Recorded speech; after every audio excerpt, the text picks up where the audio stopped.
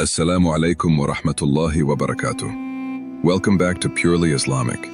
एक नई वीडियो के साथ। कभी सोचा है कि नसीहत और गीबत के दरमियान फ़र्क क्या है? एक बात जो किसी को संवार दे और वही बात किसी और के सामने कही जाए तो गुनाह बन जाए। शेख सादी फरमाते हैं, जब तुम मुझ में कोई ऐब देखो तो मुझसे कहो, किसी और से नहीं, क्योंकि उस ऐब को मुझे ही बदलना है, किसी और को नहीं।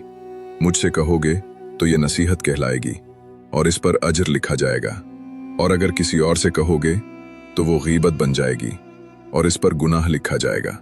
याद रखो, इस्लाह का रास्ता सामने वाले के दिल तक जाता है और गीबत का रास्ता सीधा गुनाह तक। अगर वाकई किसी को बेहतर बनाना चाहते हो तो बात उसी से करो, पीठ पीछे नहीं, क्योंकि सच्ची नसीहत खामोशी से दिल बदल देती है और गीबत खामोशी से आमाल जला देती है।